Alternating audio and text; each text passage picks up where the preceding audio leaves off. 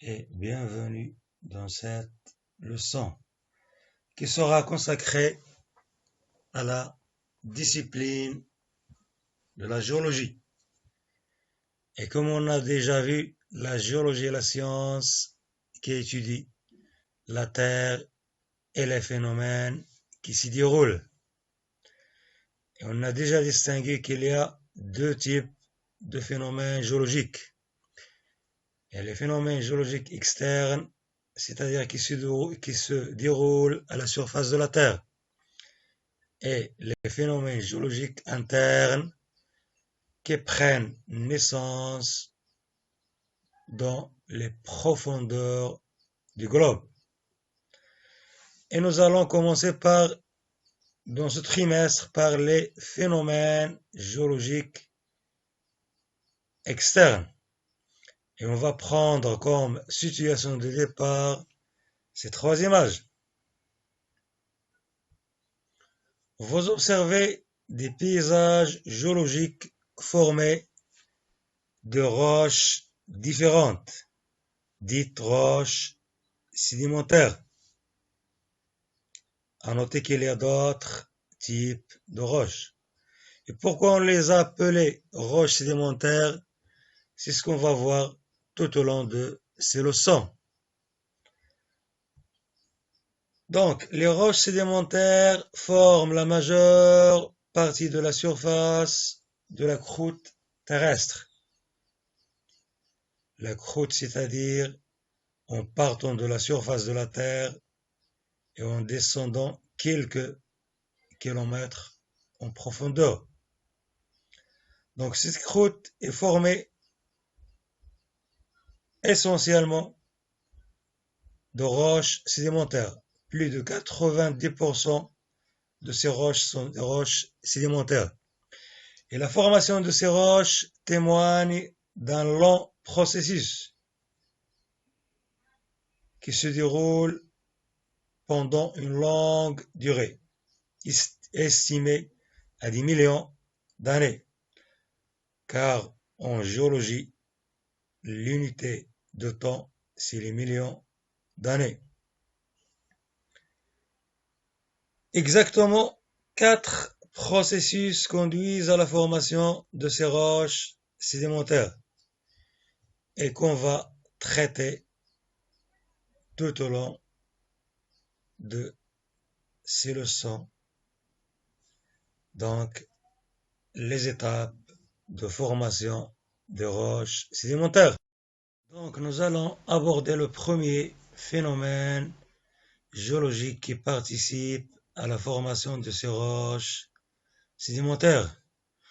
Je vous propose cette vidéo, regardez-la et essayez de donner une conclusion à partir de vos observations.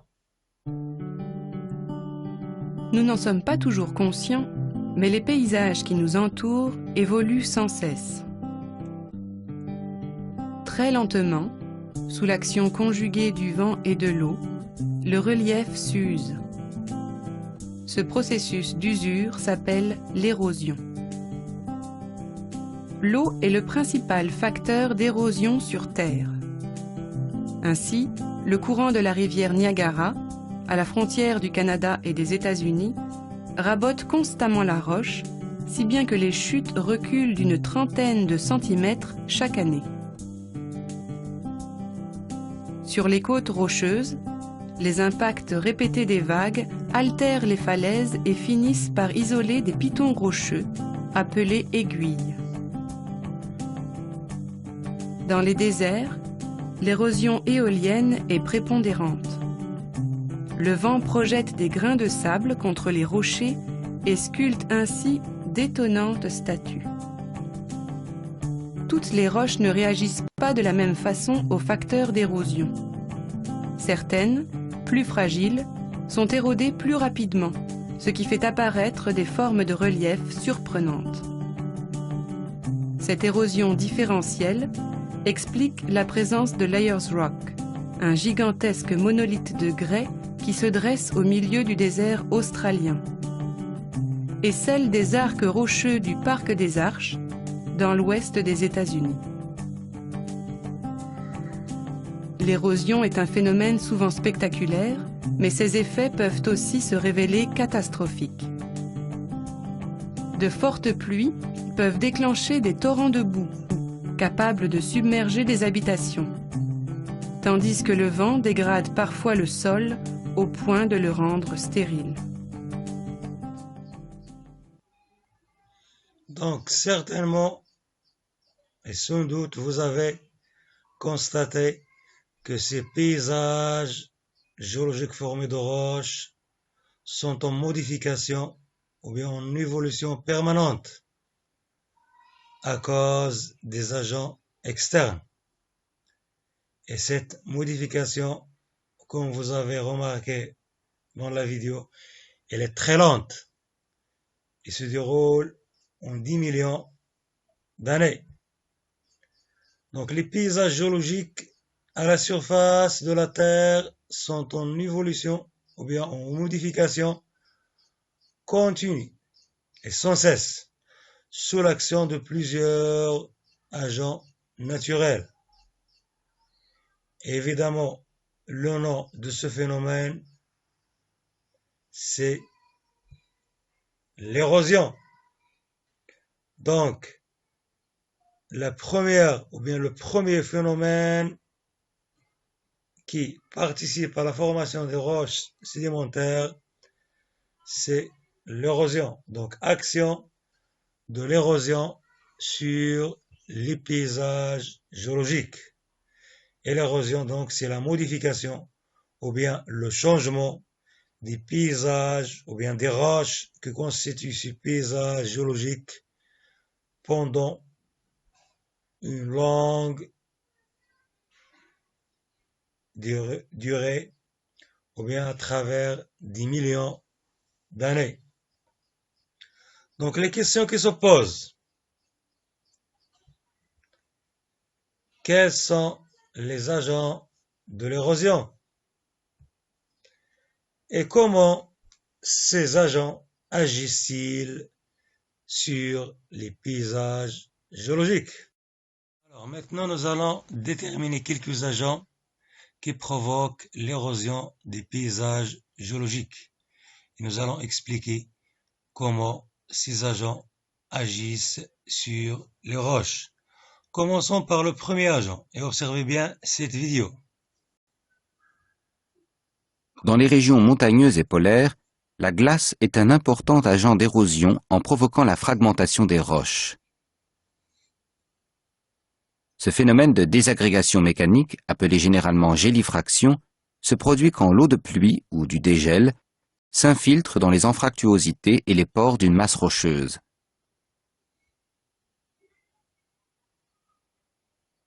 Sous l'effet de la baisse de la température, l'eau retenue dans ces cavités gèle et augmente de volume. La glace exerce ainsi une pression mécanique considérable sur ces roches et parvient à les disloquer. La répétition du cycle gel-dégel provoque le détachement progressif de fragments rocheux qui s'accumulent sur les versants montagneux en formant des dépôts caractéristiques. Donc, on peut conclure que ce type d'érosion nécessite ou bien se fait avec une force. Et l'agent ici, c'est la variation de la température. Quand la pluie tombe, l'eau s'infiltre à travers les fissures dans les roches. Et lorsque la température diminue, l'eau se gèle, bien gèle dans ces fissures. C'est-à-dire qu'on sait quand l'eau gèle et se dilate. Il augmente de volume, donc il va élargir les fissures entre les roches. Et quand la température va augmenter de nouveau, l'eau va se dégéler, ou bien dégéler, et devenir liquide, il va s'écouler et laisser des vides. Et lorsque ce phénomène se répète pendant une longue durée, les vides s'élargissent et agrandissent et finissent par causer des fractures ou bien une défragmentation des roches ou bien des morceaux de roche. Donc on observe une modification des roches ou bien une fracturation des roches. Donc l'agent, c'est l'alternance du gel et du dégel. Maintenant, nous allons déterminer notre agent d'érosion. Observez la deuxième vidéo. Vous voyez ici que les vagues tapent la base de la falaise. Donc, avec le temps, ils vont creuser ici des caves ou bien des grottes. Donc, est-ce que seulement l'eau qui cause, ou bien la force de l'eau qui a causé cette modification? Évidemment non. L'eau des vagues, elle est chargée par des grains de sable. Donc, ces grains vont se heurter avec les roches de la falaise, ils vont se frotter, ils vont causer l'usure de ces roches et le détachement de très petits morceaux. Et après des millions d'années, la falaise se creuse et on peut assister à l'apparition des caves et des grottes à l'intérieur de ces roches. Donc, le deuxième agent ici, c'est l'action des vagues. Et vous remarquez toujours la présence de force dans ce type d'érosion.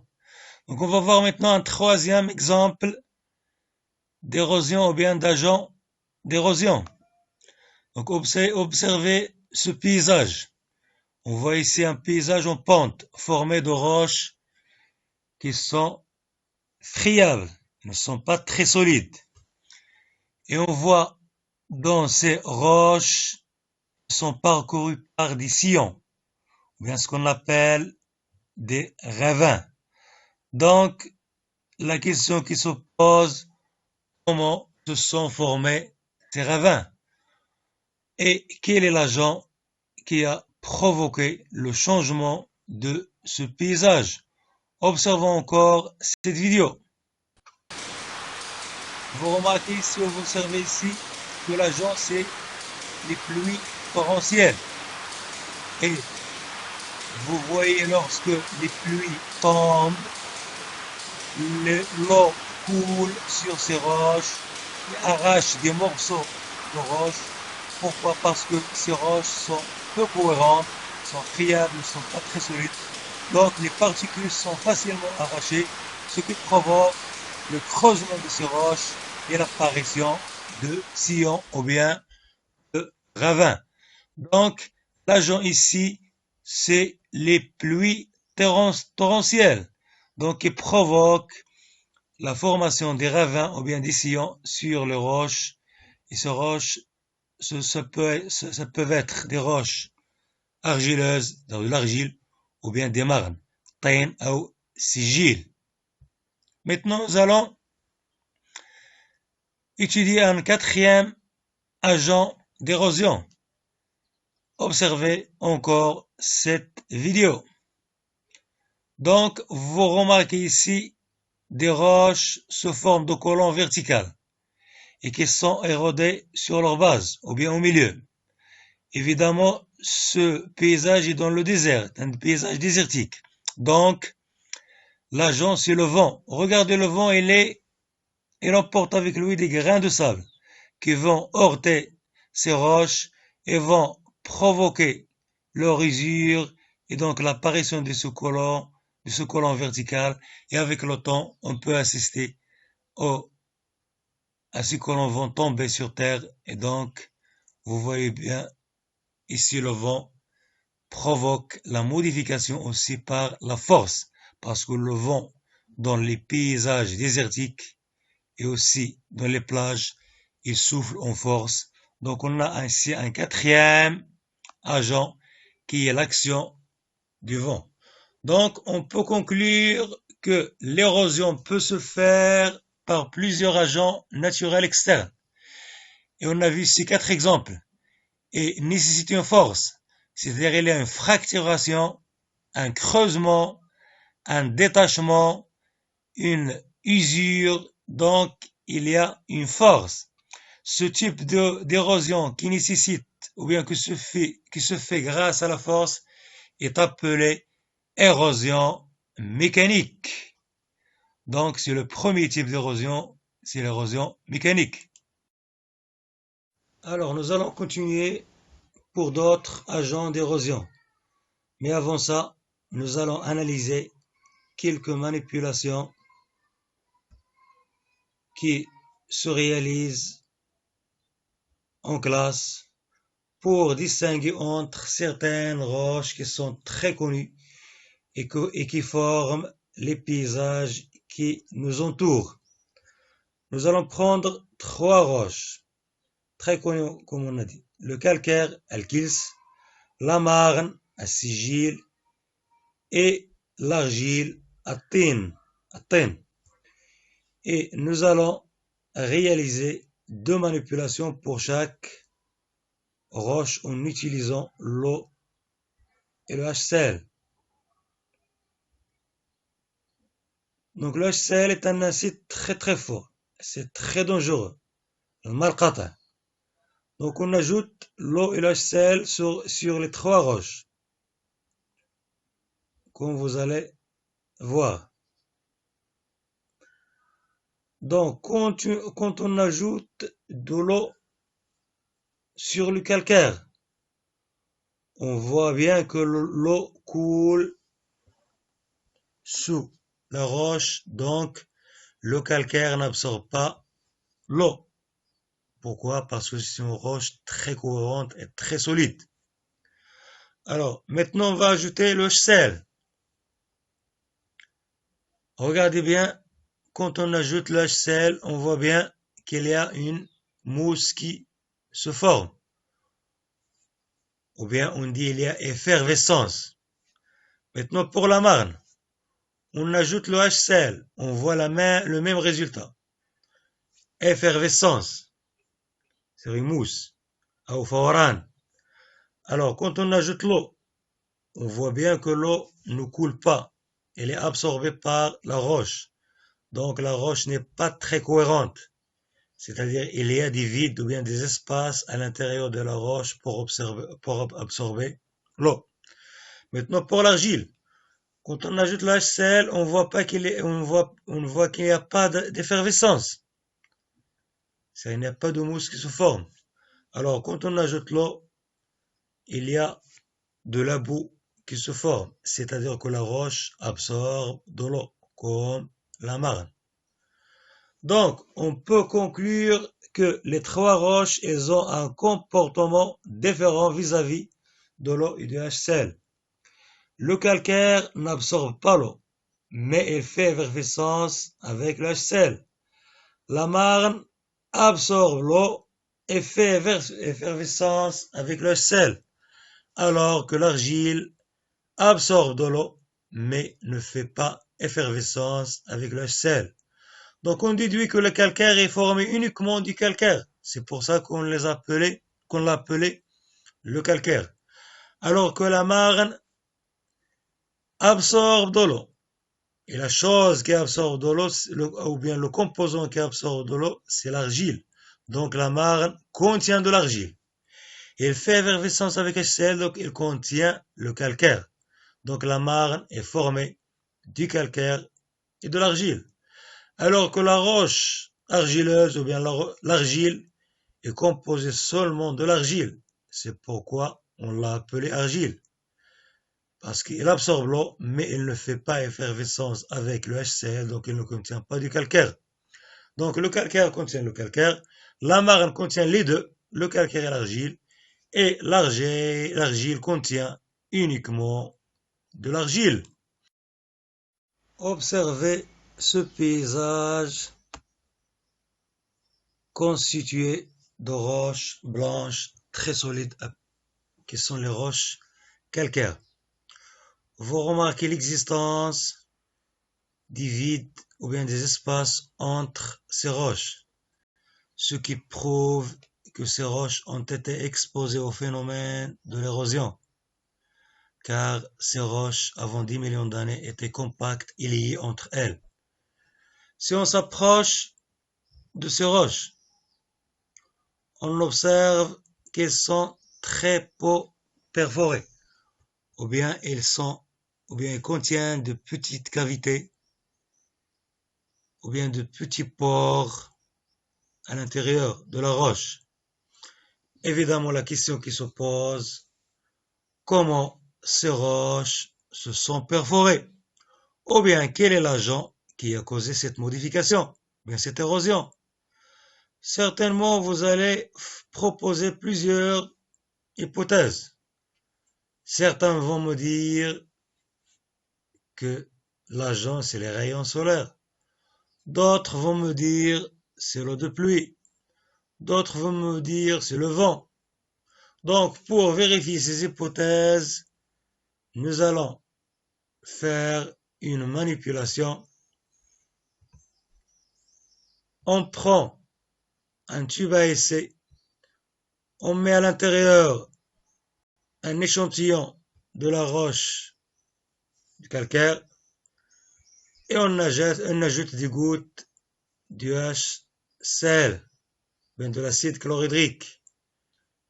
Et je vous laisse observer le résultat. Je propose de vérifier ce qu'il se passe lorsque l'on met un morceau de craie au contact de l'acide chlorhydrique.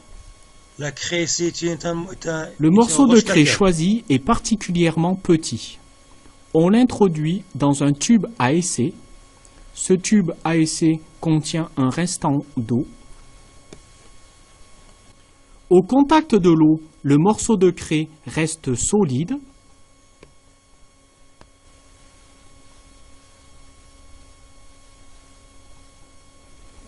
On va utiliser maintenant de l'acide chlorhydrique qui contient des ions hydrogène H+, et des ions chlorure Cl-. Nous introduisons quelques millilitres dans le tube à essai et l'on remarque aussitôt une effervescence au contact du morceau de craie. Alors, vous remarquez ici que la couleur de l'eau prend celle de la craie. Il devient un peu trouble. Il n'est pas limpide comme au début. Au bout d'une minute, on constate que le morceau de craie a une taille beaucoup plus petite. On remarque que maintenant il arrive à monter à la surface. Donc, voyons le résultat. Donc, on observe qu'il y a une effervescence, un dégagement d'un gaz. Et on remarque aussi que la taille ou bien la masse de l'échantillon du calcaire a diminué. C'est-à-dire qu'il y a du changement, ou bien qu'il y a modification de la roche, donc il y a érosion ici. Et l'effervescence signifie qu'il y a une réaction entre le HCl et la roche et le calcaire. Et cette réaction, c'est une réaction chimique, parce que le calcaire se compose de carbonate de calcium, et le HCl, c'est un acide qui est composé d'ions de chlore et de l'hydrogène. Donc, le HCl, ça a provoqué une modification du calcaire. Ou bien exactement, il a dissous la roche du calcaire. Dissolution, al-dhawaban. Donc, il n'y a pas de force ici, vous remarquez ça. Il n'y a pas de force, il y a seulement une réaction chimique. Et vous voyez la couleur du liquide a changé.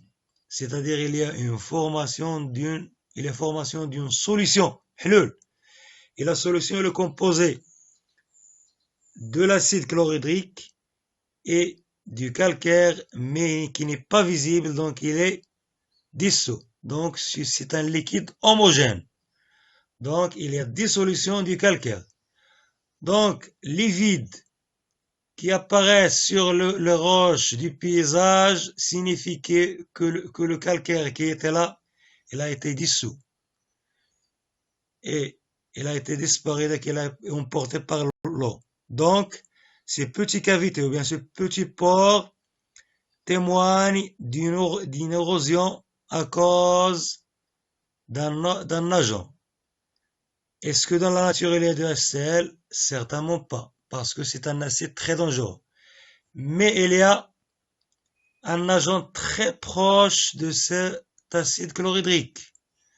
C'est les eaux acides ou bien les pluies acides. Donc l'agent ici, l'action des eaux acides sur les calcaires. Et cette action ne nécessite pas de force. Il se fait sous forme d'une réaction, donc pas de force.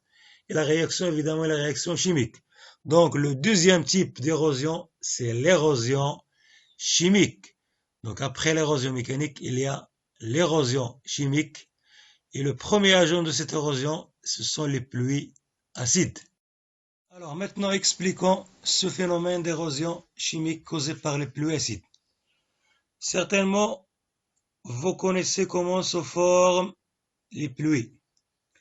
À cause de l'évaporation, puis condensation et transformation en gouttelettes d'eau qui vont tomber sous forme de précipitation. Mais on sait qu'en traversant l'atmosphère, l'eau de pluie s'enrichit en dioxyde de carbone et devient une pluie légèrement acide. C'est-à-dire lorsque la pluie se forme dans l'atmosphère, en descendant, en traversant l'atmosphère pour arriver sur Terre, il se mélange avec le CO2 qui est dans l'atmosphère. Et l'eau plus le CO2, ça devient ce qu'on appelle une pluie acide. Donc H2O, c'est-à-dire l'eau, plus CO2, c'est le dioxyde de carbone, ça nous donne un liquide qui s'appelle, ou bien un acide qui s'appelle H2CO3. Et son acidité est légère. Si on compare avec le HCl est très fort, mais les pluies acides sont très faibles. C'est-à-dire leur acidité elle est très faible. C'est-à-dire ils ne sont pas dangereuses ces pluies. Alors, ces pluies lorsqu'elles tombent sur les roches calcaires, elles sont capables de dissoudre le calcaire. Mais ils disent cela, ils causent la dissolution de très petites quantités. Parce que l'acidité est très faible. C'est pas comme l'HCl. C'est-à-dire ce phénomène dure des millions d'années. Pour voir ou pour observer ces petites cavités, on doit attendre des millions d'années. Donc, les pluies acides dissolent le calcaire lentement et le transforment en élément dissous dans l'eau. C'est-à-dire, ils forment une solution. Une solution, c'est-à-dire, c'est un mélange entre au moins deux composantes et le composant qui est dissous n'est pas visible. Donc, comme lorsqu'on met du sel dans l'eau et on mélange, est-ce qu'on voit le sel? Non. Donc, c'est une solution. Donc, le CaCO3, qui est le calcaire, plus les pluies acides, transforme le calcaire, n'est plus solide. Il devient une solution formée d'ions calcium, Ca2+, et des ions bicarbonatés qui sont de HCO3. Et à travers pendant des millions d'années, on assiste donc à la dissolution de grandes quantités de calcaire. Et ça peut conduire à la formation des grottes et des caves souterraines. Sous le sol, on peut avoir des grottes comme les grottes les plus connues au Maroc. Donc, c'est une érosion chimique.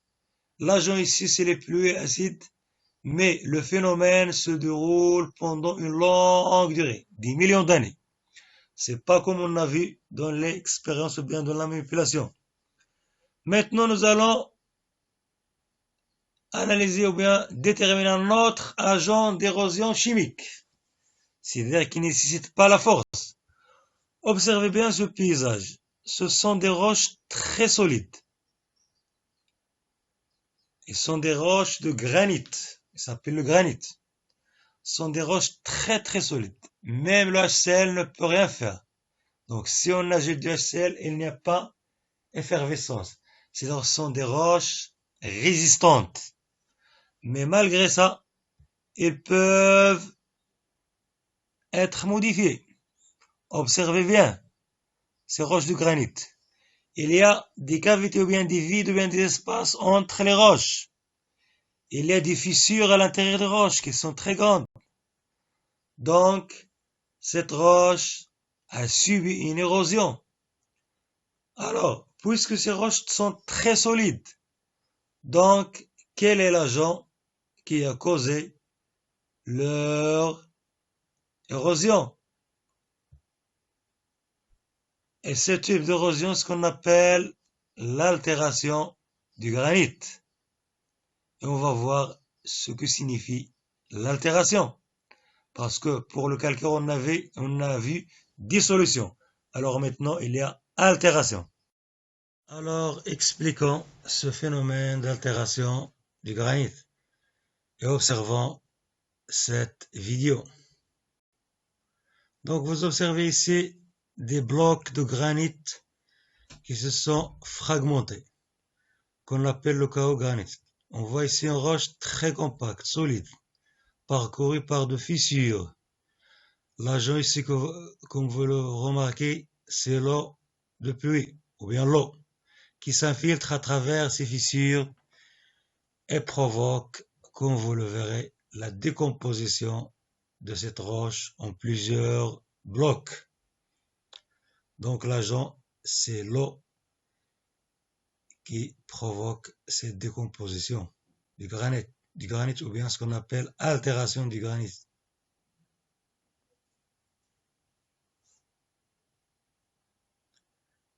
Et c'est une altération progressive, ça nécessite des millions d'années. Et la formation d'un chaos granitique, c'est un ensemble de blocs.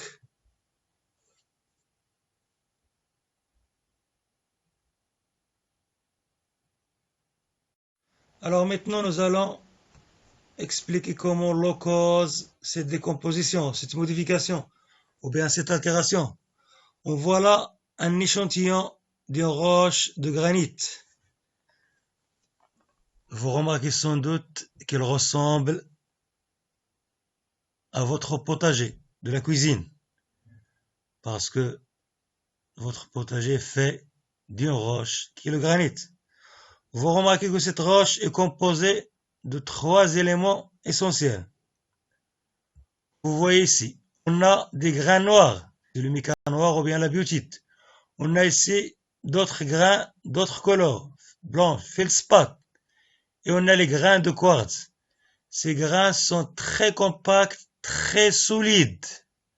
Donc, même l'HCl ne peut pas dissoudre.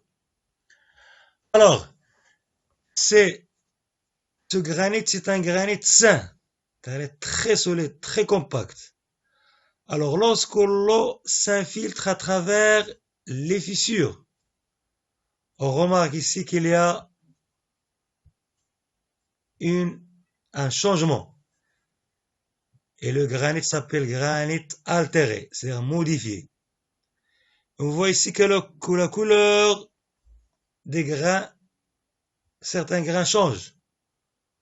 Ou bien exactement, il y a ici une transformation des grains de quartz, de grains de feldspath et d'imica surtout, en d'autres éléments. C'est-à-dire ces points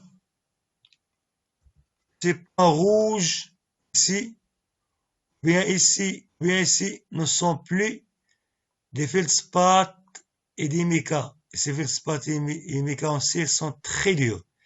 Mais ces éléments jaunâtres, ou bien brunes, ou bien rouges, ce sont des éléments argileux.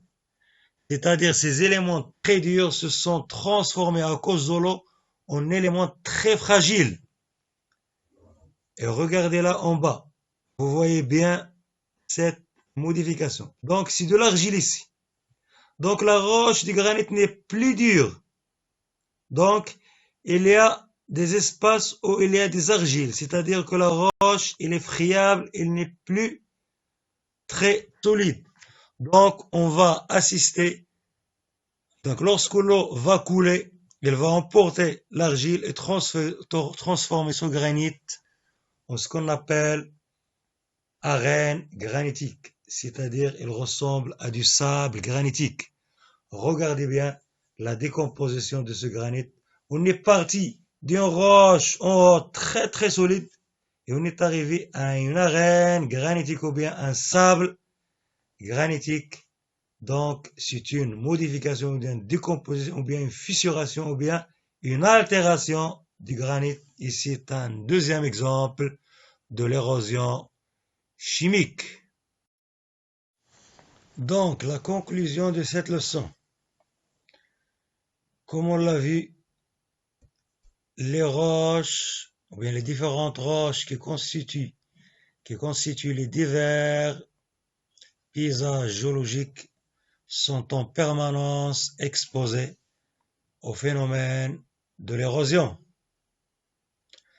Et comme on a étudié, l'érosion est un ensemble de processus physico-chimiques qui provoquent la modification des roches sous l'effet de plusieurs agents. Et on distingue l'érosion mécanique qui s'exerce sous l'effet d'une force ou bien sous l'action d'une force physique, par exemple celle du vent ou bien de l'eau ou bien des vagues ou bien des glaciers. Et il y a aussi l'érosion chimique. L'érosion mécanique est une fracturation ou bien fragmentation ou bien désagrégation des roches et qui conduit à la formation des éléments solides ou bien détritiques qui sont les produits de l'érosion. Ce sont des produits solides qui proviennent du détachement ou bien de la fracturation des roches. Et l'érosion chimique, ça peut être une dissolution des roches, comme le cas du calcaire, ou bien l'altération, comme le cas du granit, et conduit à la formation des éléments dissous, c'est-à-dire dans des solutions qui sont formées de composants homogènes. Parmi ces éléments détritiques, on peut distinguer plusieurs exemples, comme le montrent ces images. On a ici des galets qui sont issus de la fracturation et la fragmentation des roches, comme celle des glaciers et l'action des vagues. On a ici d'autres particules qui sont inférieures de petite taille par rapport aux galets qui proviennent de l'érosion des roches. Et on a les grains de sable qui proviennent de l'usure des roches dans les paysages désertiques et côtières. Et on a les particules argileuses qui résultent de l'érosion des marnes et des argiles à cause des pluies torrentielles. Et on a les éléments dissous comme le sel, ou bien le calcaire, ou bien d'autres éléments. Et ainsi que le sel, il y a des roches salines qui peuvent être aussi dissous par l'eau. Il y a le calcaire qui peut être dissous par les eaux acides. Donc vous voyez bien que même si on ajoute du sel à cette eau, et on agite, il devient une solution, c'est-à-dire invisible. Donc c'est ça la leçon, bien le cours de l'action de l'érosion sur les paysages géologiques. Et merci de votre attention et à la prochaine.